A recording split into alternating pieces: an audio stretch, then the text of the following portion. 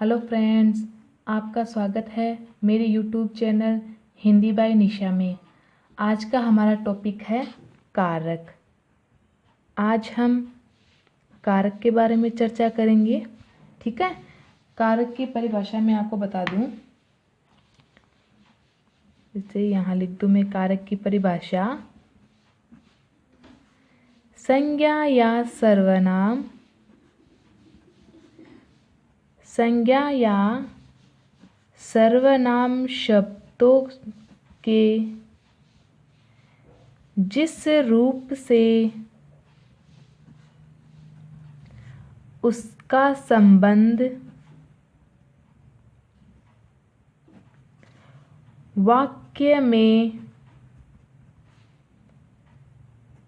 अन्य शब्दों या क्रिया हमारे यहाँ पे मुख्य रूप से है या क्रिया से जोड़ा जाता है, उसे ही हम कारक कहते हैं।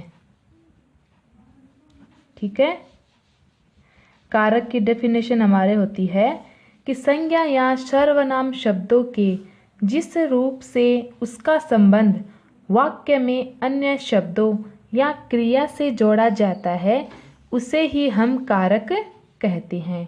ठीक है, अब मैं इस पूरी परिभाषा को समझाने के लिए आपके सामने उदाहरण लिख रही हूँ, जिसकी सहायता से हम पहचानेंगे कि कारक किसे कहते हैं। ठीक है, पहला हमारा उदाहरण है, जैसे मोहन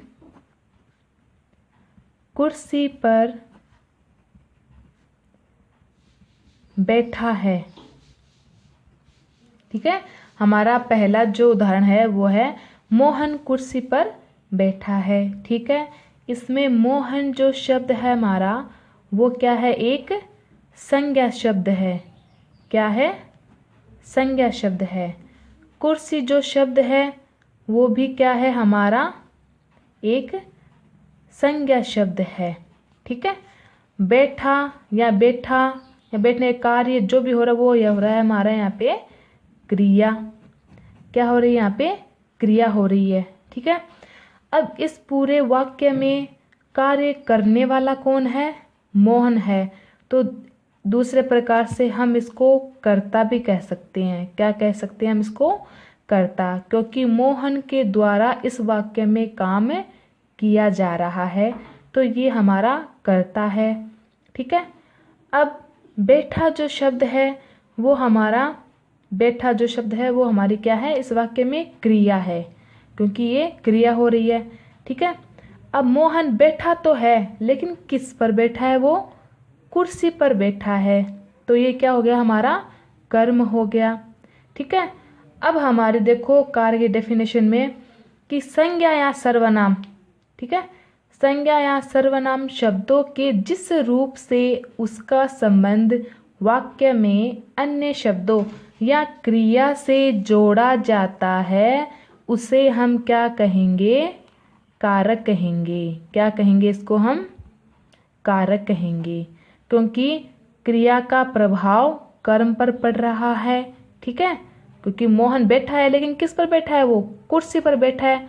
ठीक है, तो इन दोनों को जोड़ने वाला काम कौन कर रहा है, पर जो शब्द है वो इनको जोड़ने वाला कार्य कर रहा है।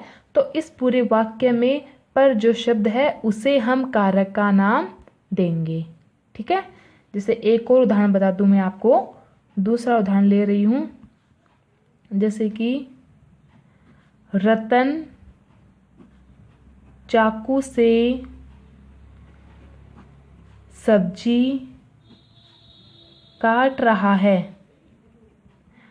रतन चाकू से सब्जी काट रहा है। ठीक है, रतन जो शब्द है हमारा वो एक क्या है, संज्ञा शब्द है। रतन शब्द हमारा संज्ञा शब्द है। ठीक है, चाकू जो शब्द है वो भी हमारा एक संज्ञा शब्द है।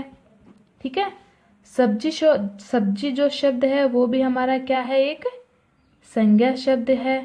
अब काट रहा, यहाँ पे क्रिया हो रही है, यानी काटने का काम हो रहा है, तो यहाँ पे ये क्या है, क्रिया।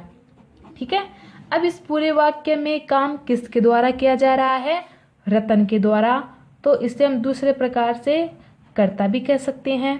ठीक है, अब रतन क्या काम कर रहा है? सब्जी काट रहा है। क्या काम कर रहा है? सब्जी काट रहा है। ठीक है, किसकी सहायता से काट रहा है वो? चाकू से। किसकी सहायता से काट रहा है? चाकू से, यानी कि कार्य कर रहा है वो। ठीक है, चाकू से सब्जी काट रहा है तो क्रिया का प्रभाव इस पर पड़ रहा है। ठीक है, तो से जो शब्द है वो जोड़ने का कार्य कर रहा है, तो से जो शब्द है इसी को ही हम कारक कहेंगे, क्योंकि से जो शब्द है वो पूरे वाक्य में क्रिया को जोड़ने का कार्य कर रहा है, तो इसे ही हम कारक कहेंगे। ठीक है, जैसे एक और उदाहरण बता दूं मैं आपको, जिससे आपको और अच्छी तरीके से समझ में आ जाएगा। तीसरा उदाहरण है हमारा, राम ने रावण को मारा। ठीक है, राम ने रावण को मारा। अब इस पूरे वाक्य में राम जो शब्द है हमारा वो क्या है? संज्ञा शब्द है। रावण जो शब्द है वो भी हमारा क्या है? संज्ञा शब्द है। ठीक है, मारा यानी कि हमारे यहाँ पे मारने का कार्य हो रहा है, तो ये हो गई एक क्रिया। ठीक है, अब क्रिया का राम मार रहा है, लेकिन किससे मार रहा है वो? रावण को, यानी कि क्रिया का प्रभाव जो है वो रावण पर पड़ रहा है। किस पर पड़ रहा है? रावण पर, क्योंकि इस वाक्य में राम तो क्या है हमारा? कर्ता शब्द है। ठीक है, अब क्रिया का प्रभाव किस पर पड़ रहा है? रावण पर, क्योंकि राम क्रिया करने वाला है। ठीक है, लेकिन वह क्रिया किस पर कर रहा है? रावण पर कर रहा है। तो इसमें क्रिया को जोड़ने वाला काम कौन कर रहा है? को शब्द कर रहा है, तो इस को शब्द को ही हम क्या कहेंगे? कारक कहेंगे।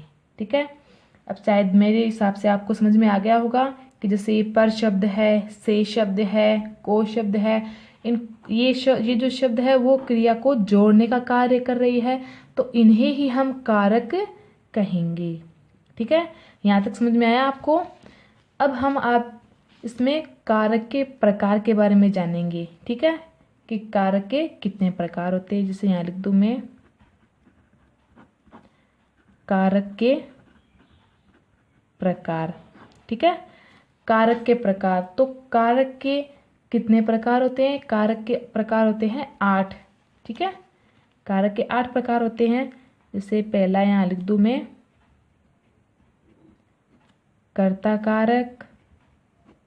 दूसरा हमारा है कर्म कारक। तीसरा हमारा है करण कारक। चौथा हमारा है संप्रदान कारक। पांचवा है हमारा अपादान कारक। छठा है हमारा संबंध कारक। सातवां है हमारा अधिकरण कारक। और 8वें नंबर पे है हमारा संबोधन कारक। ठीक है, तो कारक की डेफिनेशन मैंने आपको बताई है कि संज्ञा या सर्वनाम शब्दों के जिस रूप से उसका संबंध वाक्य में अन्य शब्दों या क्रिया से जोड़ा जाता है उसे ही हम कारक कहते हैं। ठीक है, मैंने आपको 3 उदाहरण देके समझाया है कि कारक किसको कहते हैं। क्रिया से जो शब्द जुड़ रहा है उसको ही हम कारक कह रहे हैं। ठीक है, और अब हमने यहाँ पे पढ़ा है कि कारक के प्रकार। तो कारक कितने प्रकार होते हैं? 8 प्रकार होते हैं। पहला है कर्ता, दूसरा कर्म, तीसरा करण, चौथा संप्रदान, पांचवा अपादान, छठा है हमारा संबंध कारक, सातवां है हमारा अधिकरण कारक, आठवां है हमारा संबोधन कारक। ठीक है, अब इन कारकों के प्रकार है तो इनकी विभक्ति चिन्ह भी होती है। जैसे ये पर है, से शब्द है, को शब्द है, तो इनको हम विभक्ति चिन्ह भी कहते हैं। क्या कहते हैं इनको? विभक्ति चिन्ह कहते हैं, जिनको दूसरे नाम से हम परसर्ग भी कहते हैं। ठीक है, तो ये जो शब्द है इनको विभक्ति चिन्ह कहते हैं। इन्हीं की सहायता से ही हम जान पाएंगे कि इनमें कौन सा कारक है या कौन सा कारक नहीं है। ठीक है, तो इन विभक्ति चिन्हों के बारे में मैं आपको नेक्स्ट वीडियो में बताऊंगी कि कारक के प्रकार और उनके विभक्ति चिन्ह क्या है। ठीक है, और आपको अच्छी तरीके से उसमें भी समझा दूंगी। आज के लिए इतना ही। ठीक है, घर पर रहे, सुरक्षित रहे। धन्यवाद।